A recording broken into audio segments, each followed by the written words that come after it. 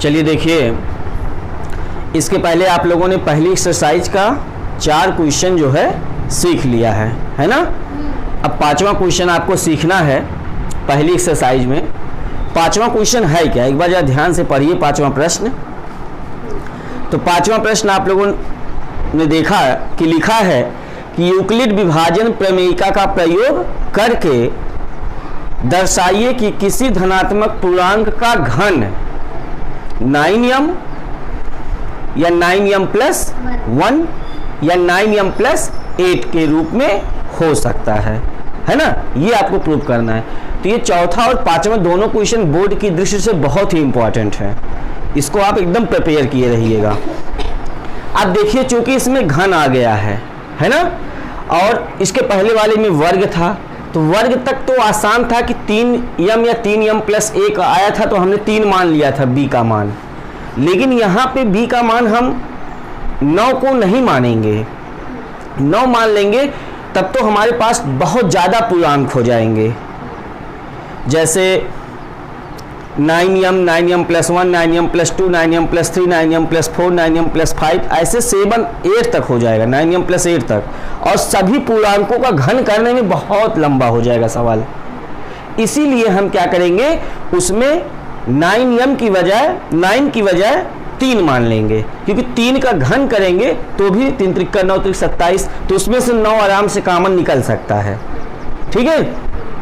तो प्रश्न में है यूक्लिड विभाजन प्रमेयिका से दर्शाइए किसी धन पूर्णांक का क्या घन, है ना, किसी धन पूर्णांक का घन। तो पहले आप कोई धन पूर्णांक मान लीजिए।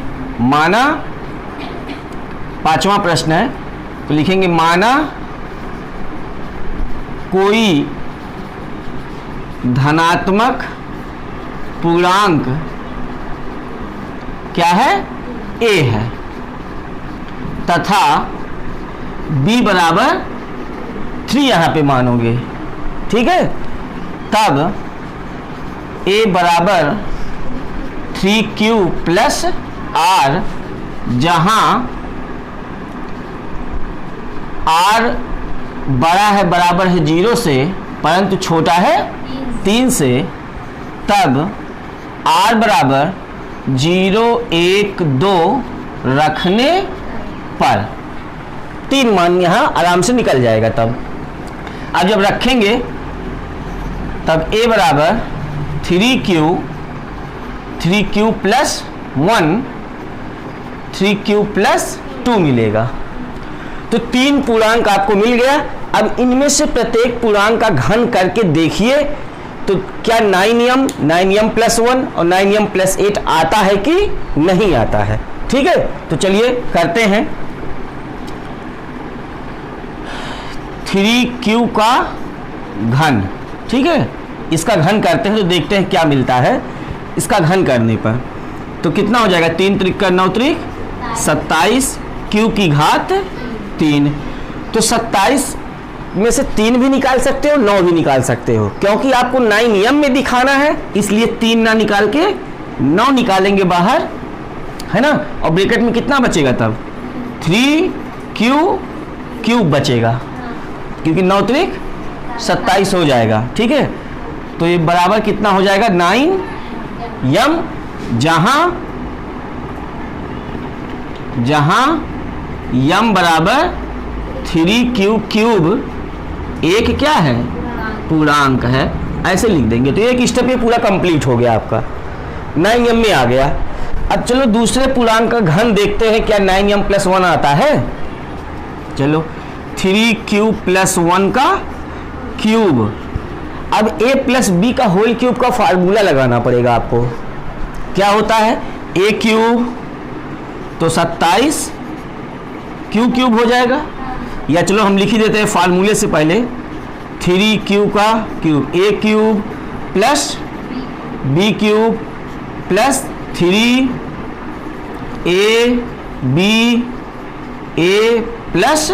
b, जो भी आप लोग पढ़े हो। तो अब इसको सॉल्व कर लो।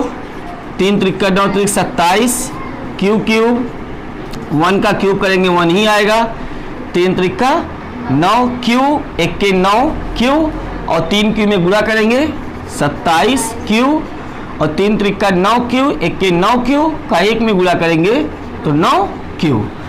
तो ये जो 1 है ना, क्योंकि आपको यहाँ 9m आ चुका है, अब 9m+1 लाना है तो 1 को एकदम पीछे लिख देंगे और जितना q वाला पद है उसको एक साथ कर लेंगे। तो 27 क्यू क्यूब प्लस 27, ये q और q का गुणा करोगे यहाँ स्क्वायर हो जाएगा, है ना। तो q स्क्वायर प्लस 9q और प्लस क्या, अब देखो इन तीनों में 9 कॉमन है कि नहीं है, कॉमन ले लो तो कितना आ जाएगा यहाँ 3q क्यूब फिर 3q स्क्वायर प्लस q केवल 9 कॉमन हो गया है ना, 9 3 27, 9 3 27, 9 1 के 9 है ना, q बचेगा और प्लस फिर अब अगले स्टेप में इसको 9m मान लेंगे और प्लस 1, जहां m बराबर, अब इतना बड़ा लिखेंगे आप 3q cube 3q square plus q, एक पूर्णांक है। अब वो कितना पूर्णांक है, अलग अलग में अलग अलग गिनतियां आती हैं, इसलिए अलग अलग पूर्णांक का मान आ रहा है। ठीक है, मतलब किसी भी धन पूर्णांक को हम दिखाएं, उसका घन दिखाएं तो चाहे 9m होगा, चाहे 9m+1 होगा या 9m+8 होगा, है ना। अब वो कैसे होगा अगला, इसको जरा देख लेते हैं, तीसरे वाले को। चलो इस पूर्णांक का भी घन करते हैं, 3q प्लस 2 का q। तब देखो फिर वही a प्लस बी का होल क्यूब फार्मूला अप्लाई करोगे, है ना। तो a cube plus b cube plus 3a plus b, तो a की जगह पे 3q और b की जगह पे 2 लिख देंगे। अब सॉल्व करो, 27q क्यूब, अब यहाँ 2 दूना 4 दूना 8 हो जाएगा ये, और 3 त्रिका 9 दूना 18 और इसमें गुणा करेंगे तो 18 यही 54 और q का q में गुणा होगा q स्क्वायर, 3 त्रिका 9 दूना 18 दूना 36 और q का q आ जाएगा।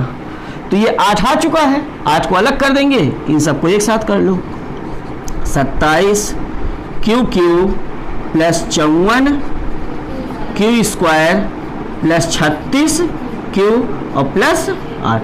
अब यहाँ से 9 कॉमन है, 9 कॉमन ले लो, 9 3 27, 3q क्यूब, 9 6 54, 6q स्क्वायर और 9 चौक 4q प्लस, फिर इसको क्या लिख दो 9m प्लस 8, जहां m बराबर 3q cube plus 6q square plus 4q, एक पूर्णांक है।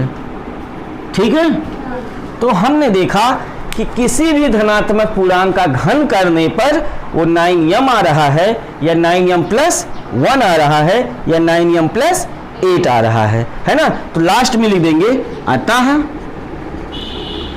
किसी धनात्मक पूर्णांक का घन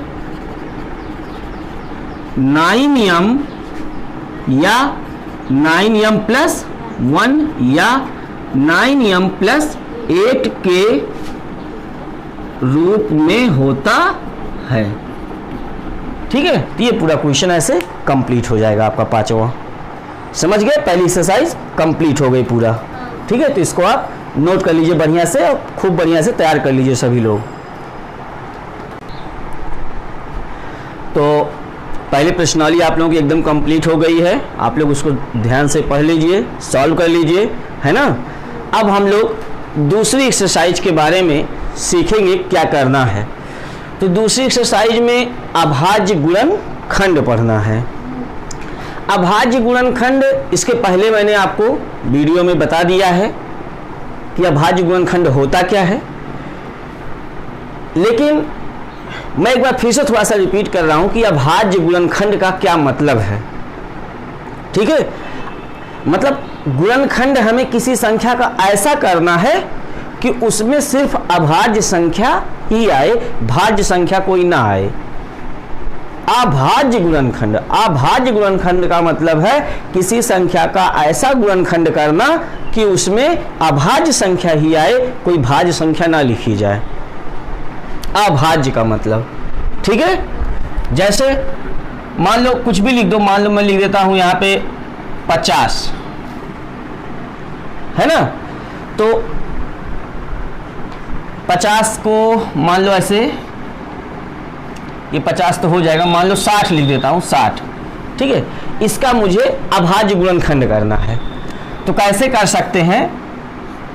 सबसे पहले जिस गिनती का अभाज्य गुणनखंड करना हो उसको सबसे छोटी गिनती से भाग करो, तो जिसकी कट जाए वो, तो 2 से कट जाएगा, 2 से काट देंगे इसको। 6 7 में आप लोग 5 में पढ़े हो सब, है ना। 2 तिहाई 6, 30 आ जाएगा। फिर 2 से कट जाएगा ये, तो फिर 2 से इसको काट दो, 2 1 के 2, 2 पंचे 10। क्या फिर ये 2 से कटेगा? नहीं कटेगा। किससे कटेगा? 3 से। उसके बाद ऐसे बढ़ाते रहेंगे संख्या हम, 3 पचे 15, फिर 5 1 के 5। तो हम लोग देख रहे हैं कि 60 का गुणनखंड क्या आया? 2 गुणे 2 गुणे 3 गुणे, लेकिन हम ऐसे तो लिख दिए, लेकिन हम ऐसे नहीं लिख सकते इसको कि 2 दूना 4 गुणे 3 गुणे 5, ऐसे नहीं लिख सकते। ऐसे लिख दोगे तो ये आपका 4 भाज्य संख्या है, ये कटने वाली है किसी न किसी से, और अभाज्य गुणनखंड लिखना है। इसलिए क्या करना होता है, ये 2 कितनी बार आया है तो उसको घात में लिख लेंगे, 2 की घात 2।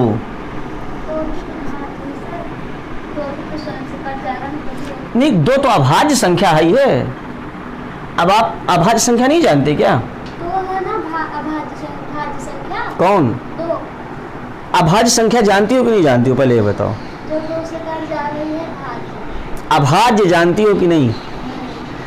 ये इसलिए प्रॉब्लम आ रहा है क्योंकि मैं अभाज्य पढ़ा चुका हूँ, और अभी 1 घंटे पहले नेट पे लोड हो गया है वीडियो, ठीक है। और जब मैं बच्चे कुछ आ रहे थे तो उसमें मैंने उनको क्लियर कर दिया था अभाज्य संख्या होती क्या है। पहले वीडियो में मैंने शायद जब रियल नंबर शुरू किया है तो सारी संख्याओं के बारे में बता दिया है, भाज्य अभाज्य, पूर्ण संख्या, प्राकृतिक संख्या, रियल नंबर, सब के बारे में एकदम पूर्णता पढ़ाया है। तो मतलब आपको नेट के साथ भी चलना पड़ेगा, उस पर भी जाके पढ़ो आप, ठीक है। और यही तक ही सारी बात बताया हूँ। अभाज्य संख्या होता क्या है? देखो, सबसे जो संख्या स्वयं से, है ना, और 1 से कटे और किसी संख्या से ना कटे वो अभाज्य संख्या होती है, ठीक है। जो संख्या 1 से और स्वयं से ही सिर्फ कटे और किसी दूसरी गिनती से ना कटे वो। अब बताओ 2 भाज्य कैसे है? 2 तो स्वयं से ही कटेगा और 1 से कटेगा, क्या और किसी गिनती से कटेगा 2? इसलिए 2 अभाज्य है। 2 को भाज्य मत कहना। सबसे छोटी अभाज्य संख्या 2 होती है। वीडियो में पढ़ो आप लोग, 13 मिनट का वीडियो है, मैंने बनाया है पूरा अभाज्य संख्या के बारे में, ठीक है, 12 मिनट का। सबसे छोटी अभाज्य संख्या 2 होती है। उसके बाद 3 है, 5 है, 7 है, 9 नहीं होता, क्योंकि 9 3 से कट जाएगा, इसलिए वो अभाज्य नहीं है, ठीक है। तो 2 भाज्य नहीं है, अभाज्य है, ठीक है। तो अभाज्य गुणनखंड के रूप में हमें लिखना है, तो हम जो, जैसे 2 कई बार आया है तो उसको 2 की घात में लिख लेंगे, 3 कई बार आया है तो उसको घात में लिख लेंगे, 3 गुणे 5। ये हो गया अभाज्य गुणनखंड। किसका? 60 का। ऐसे किसी गिनती का अभाज्य गुणनखंड करना है तो हम पहले जैसे गुणनखंड करते थे 6 7 में 5 में, वैसे कर लेंगे, और उसके बाद ये नहीं कि 2 दूना 4 लिख देंगे, नहीं, जो गिनती जितनी बार आया होगा उसको घात में लिख देंगे, हो जाएगा अभाज्य गुणनखंड, ठीक है। चलिए पहली एक्सरसाइज में देखिए क्या है, कौन सा सवाल है? 140। तो क्या 140 का कर लोगे? क्लियर है ना? लेकिन ध्यान रहे जब लिखने लगिएगा तो घात में बना के लिख दीजिएगा, क्लियर। और दूसरा पॉइंट क्या है, कितने का है? 156 का भी कर लोगे। और तीसरा पॉइंट क्लियर, 3800 कर लोगे ना। तो मुझे विश्वास है कि आप लोग अगर ये सीख गए तो भाग कर करके ये जब भी गुणनखंड वाला लिखने लगिएगा तो जो गिनती जितनी बार आया होगा उसको उसी के घात में लिख दीजिएगा। क्लियर है? बढ़िया है। चलो ठीक है, अब हम लोग दूसरे क्वेश्चंस को देखते हैं। ये पहला क्वेश्चन आप लोग कंप्लीट कर लेना, अभाज्य गुणनखंड वाला। ठीक है, दूसरा सवाल क्या है इसमें? हाँ, तो आप देख रहे हैं एचसीएफ और एलसीएम ज्ञात करना है। मैं आपको कॉन्सेप्ट पहले पढ़ाऊं, लेकिन वो भी अभाज्य गुणनखंड से ज्ञात करना है ना?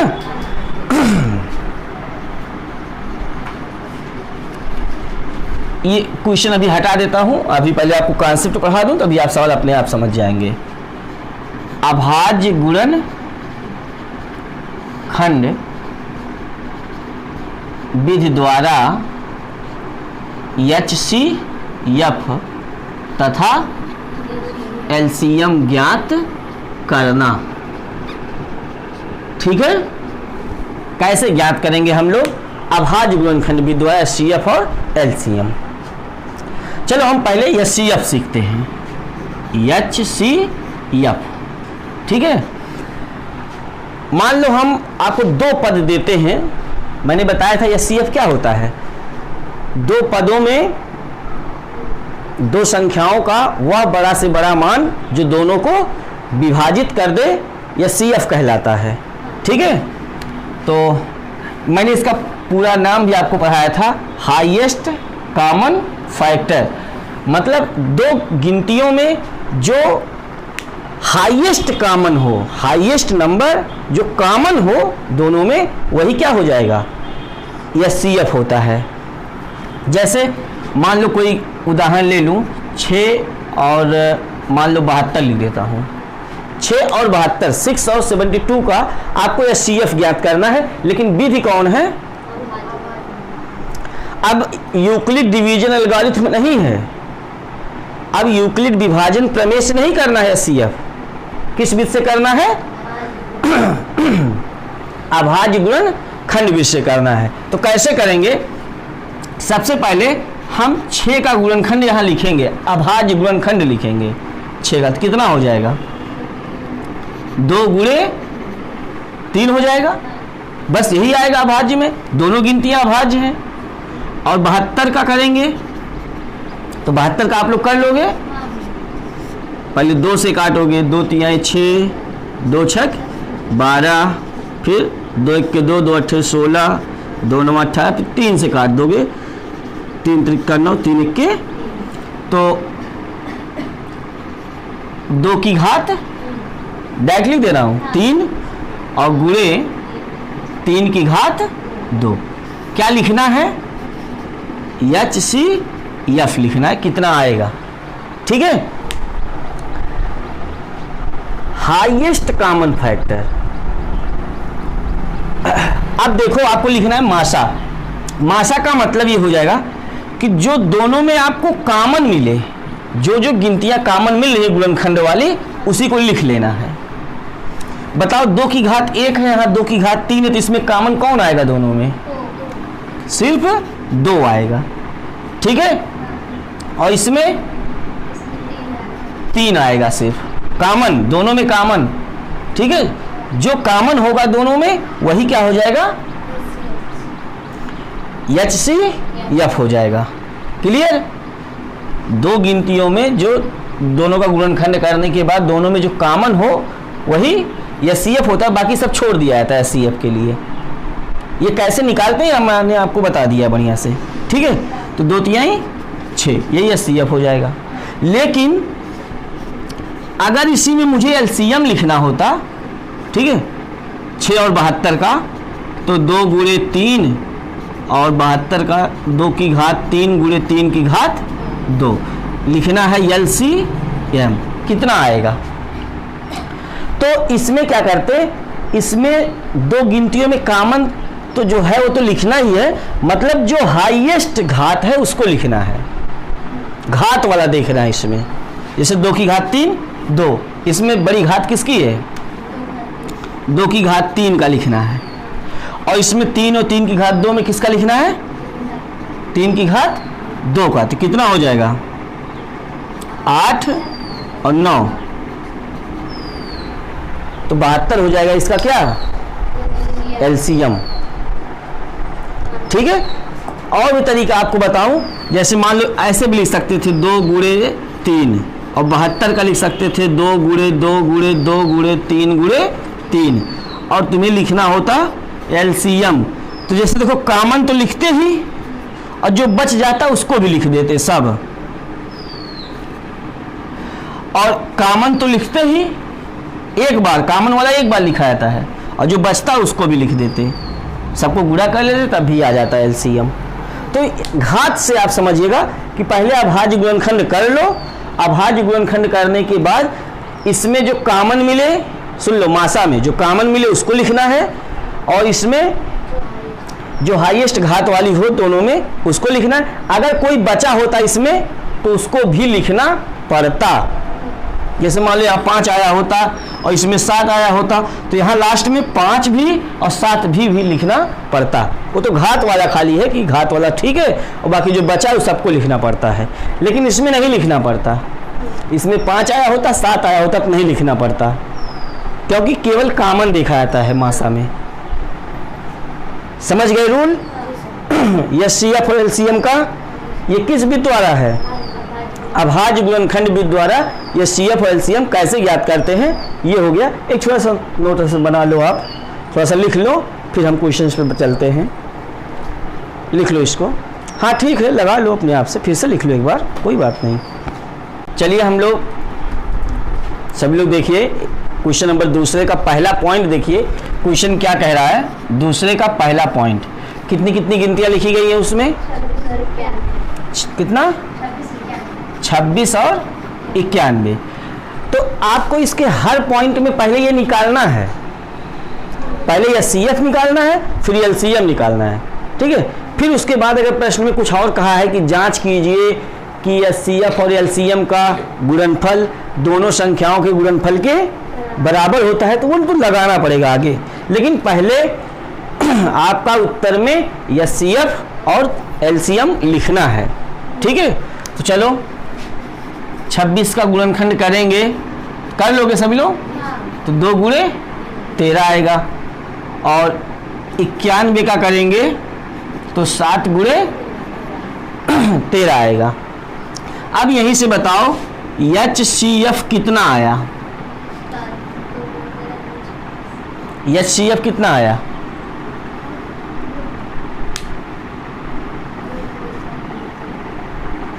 नहीं नहीं नहीं नहीं, मैंने अभी पढ़ाया कि जो दोनों गुणनखंडों में कॉमन हो वही एचसीएफ होता है, सिर्फ वही। तो कितना कॉमन है दोनों में? बस ये हो गया एचसीएफ, ये आंसर हो गया। और एलसीएम कितना होता है?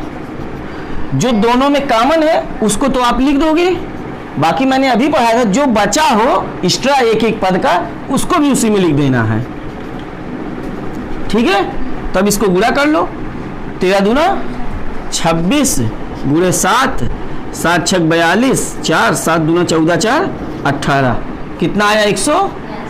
ये जो दोनों में कॉमन हो वो सिर्फ मासा होता है, एचसीएफ होता है, और जो दोनों में कॉमन हो उसको लिख दो एक बार, और बाकी जो बचा हो उसको भी लिख दो और सबको गुणा कर लो, एलसीएम हो जाता है। तो ये आ गया। अब देखो एचसीएफ गुणे एलसीएम बराबर कितना? तो एचसीएफ 13 है और एलसीएम कितना है? चलो अब इसको गुणा करके यहाँ लिखेंगे, कितना आएगा?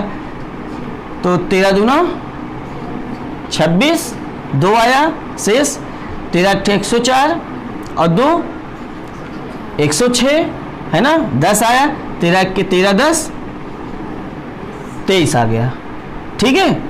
और दोनों संख्याओं का गुणनफल, दोनों संख्याओं का गुणनफल, ये जांच करना है, जांच कर रहे हैं हम लोग, यहाँ लिख दे रहे हैं जांच। दोनों संख्याओं का गुणनफल कितना आएगा? जरा गुणा करो, जो दी गई संख्याएं हैं 26 गुणे 91। चलो गुणा कर लो, 91 में 26 से गुणा कर लो, 6 के 6, 6 9 54, 2 1 के 2, 2 9 और 6, 4 2 6, 8 5 13, 1 1 2 बराबर कितना 2366। देखो एचसीएफ और एलसीएम का गुणनफल दोनों संख्याओं के गुणनफल के बराबर आया। हाँ लास्ट में लिख देंगे, अतः एचसीएफ गुणे एलसीएम बराबर दोनों संख्याओं का गुणनफल। ये सूत्र बन जाता है, समझ लो। लास्ट में ऐसे लिख देंगे, तो आपको ऐसे लिखना है, ठीक है। आपको बोर्ड की कॉपी में जो कहा जाए अभाज्य गुणनखंड विधि द्वारा एचसीएफ और एलसीएम ज्ञात करो तथा जांच कीजिए कि एचसीएफ और एलसीएम का गुणनफल दोनों संख्याओं के गुणनफल के बराबर होता है।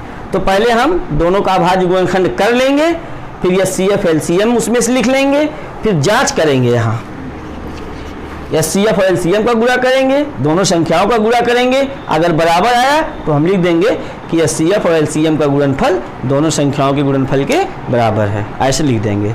तो लिखने का तरीका ये है, ऐसे आप लिखिएगा बोर्ड की कॉपी में, ठीक है। हाँ तो एक पॉइंट नोट कर लो पहले, चलो। तो ये पहला पॉइंट आप लोगों ने कायदे से सीख लिया इसको। हाँ अब इसके बाद दूसरा पॉइंट क्या है, कितने कितने का है 510 और 92, और तीसरा पॉइंट 366 और अच्छा 36 और 54।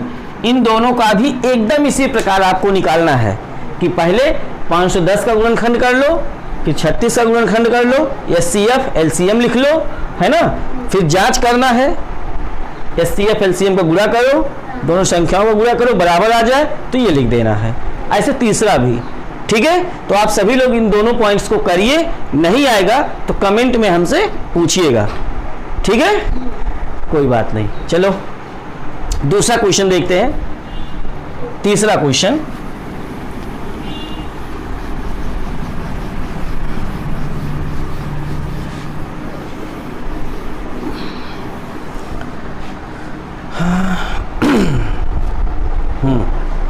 चलिए,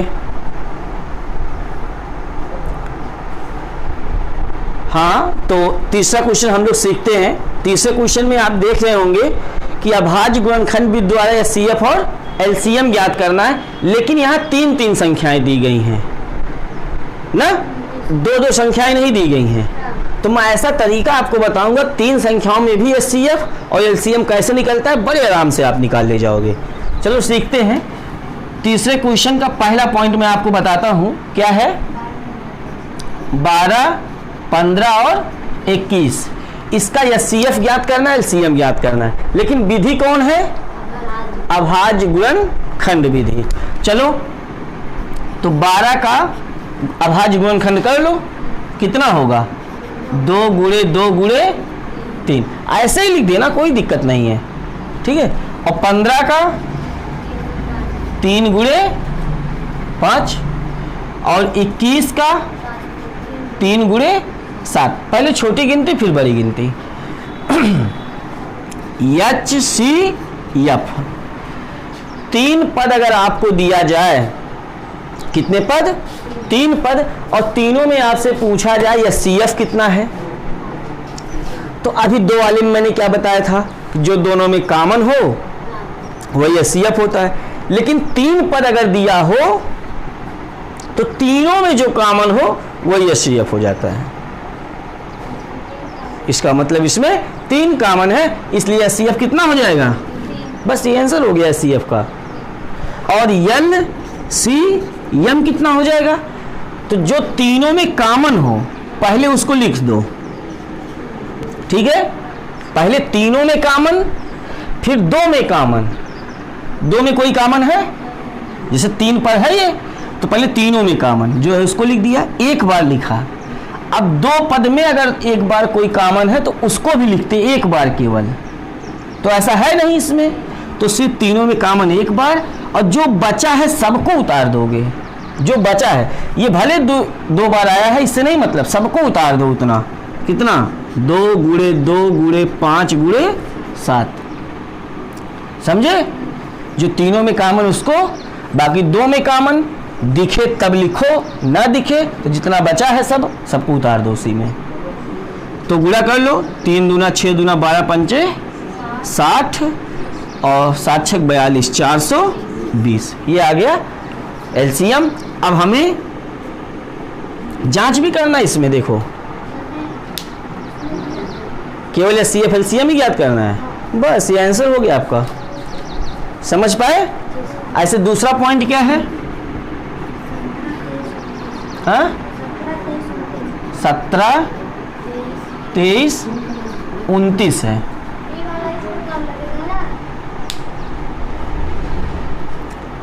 ये समझ लो कि अभाज्य गुणनखंड नहीं किए क्या हम लोग, ये अभाज्य गुणनखंड ही लिखा है। अगर ऐसे आ जाएगा, अगर ऐसे कर देंगे तब हो जाएगा। कैसे कह रहे हो? ये जो इस तरह से किए हो, नहीं ऐसे नहीं करो, नहीं वो स्टेप बना के कुछ किए हैं, ठीक है। गुणनखंड करो, गुणनखंड कहा है प्रश्न में ना। देखो विधि तो यही चल रही है हमारी, और हम शुरू से ऐसे ही बता रहे हैं, हमने विधि तो बदला नहीं कहीं पे, तो वही विधि लगाते चलो आराम से, ठीक है। बुक, फिर वही बात, बुक में अब आप उस विषय लगाए हो, कौन किस विषय लगाए हो, उससे नहीं मतलब है हम लोगों को। मतलब ये है कि आपने विधि सीख लिया, अब आप हर क्वेश्चन को जब उसी विधि से कह रहा है तो उसी विधि से लगाओ, दूसरी विधि के चक्कर में काहे पड़ेंगे हम लोग, ठीक है। मतलब देखो ये तब लगा सकते हो जब ये जो मैं बोल रहा हूँ ये आपको सीख आ जाए, समझ आ जाए, तब कि 3 पदों में माशा क्या होता है, जो तीनों में कॉमन हो बस फट से माशा लिख दो। लाशा क्या होता है, जो तीनों में कॉमन हो उसको एक बार, जो 2 में कॉमन हो उसको एक बार, बाकी जो एक एक पद में लिखा रहेगा सबको लिख देंगे। ये लाइन जो मैं बोल रहा हूँ याद हो जाएगा, तब आप आराम से लगा सकते हो, नहीं तो फिर प्रॉब्लम आएगी, ठीक है। तो क्या इसका निकाल लोगे? हाँ, कितना आएगा?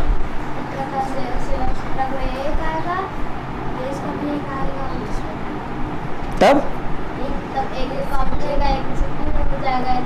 है ना, एक हो जाएगा इसमें एचसीएफ और एलसीएम,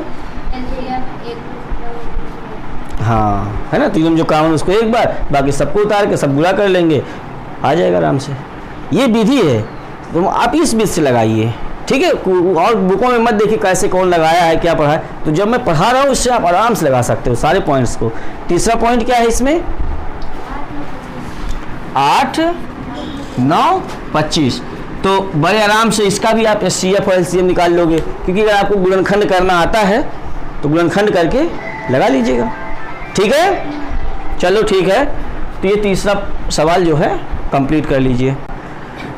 तो अब हम लोग सीखेंगे क्वेश्चन नंबर 4 क्या है इसका। अब आप देख लो, इस क्वेश्चन में दिया है कि 306 और 657 का एचसीएफ कौन है? 9 है। और तो प्रश्न कह रहा है तो इन्हीं दोनों संख्याओं का एलसीएम कितना होगा, ठीक है। तो पहली संख्या कौन है? 306। दूसरी संख्या कौन है? एचसीएफ कितना है? 9। एलसीएम हमें उन्हीं संख्याओं का ज्ञात करना है। तो मैंने अभी भी फार्मूला बताया था आपको, एचसीएफ गुणे एलसीएम दोनों संख्याओं का गुणनफल होता है, सूत्र होता है। ये सूत्र होता है कि एचसीएफ गुणे एलसीएम बराबर दोनों संख्याओं का गुणनफल। तो एचसीएफ कितना है ये दोनों नहीं लिखोगे, एचसीएफ इतनी संख्याओं का ये है, मतलब यहाँ 9 और एलसीएम मालूम नहीं है, आपको ज्ञात करना है। और दोनों संख्याएं कौन कौन है? 306 है और 600, हाँ गुणा में लिखना है, गुणनफल लिखा है यहाँ 306 गुणे 600। तो एलसीएम कितना हो जाएगा? 306 गुणे 657 बटे 9 आ जाएगा। 9 से इसको काटो, चलो 9 1 के 9, 9 3 27, 3 30, 9 चौक। अब गुणा करना है 34 गुणे 657, गुणा कर लो 657 गुणे 34, 4 सते 28, 2 आया से 4 पंचे 20, 2 22, 2 आया 4 छक 24, 2 26, 3 सत्ते 21 एक आया शेष, 3 5 15 एक, 16 एक आया, 3 6 18 एक, 19, 8 3 6 6 12 है ना, 9 2 11, 1 12, 1 1 2, कितना आया 22 238। ठीक है, तो ये आंसर हो गया आपका। अब लास्ट में एलसीएम 306 और 657 बराबर कितना लिखोगे 22,238, 22,238 ये आंसर हो जाएगा। ठीक है, तो ये फार्मूला आपको याद रखना है। एचसीएफ की जगह पे सिर्फ 9 लिखना है। कुछ मिस्टेक हुआ है क्या? 8 2 1 3 6 6 12 किस में, किस वाले से? 3 7 21, 3 5 15, 2 17 ना, अच्छा, और 3 6 18 19, तो 7 6 13 यहाँ हो जाएगा। ठीक है, 338, 22,338 हो जाएगा, 22,338। ठीक है, तो ये सब आप लोग कॉमन बात है, आप मल्टीप्लाई कर लो, आराम से गुणा कर लो। तो रूल समझ गए? ठीक है, चौथा सवाल नोट कर लो आप लोग, लगा लो सभी लोग।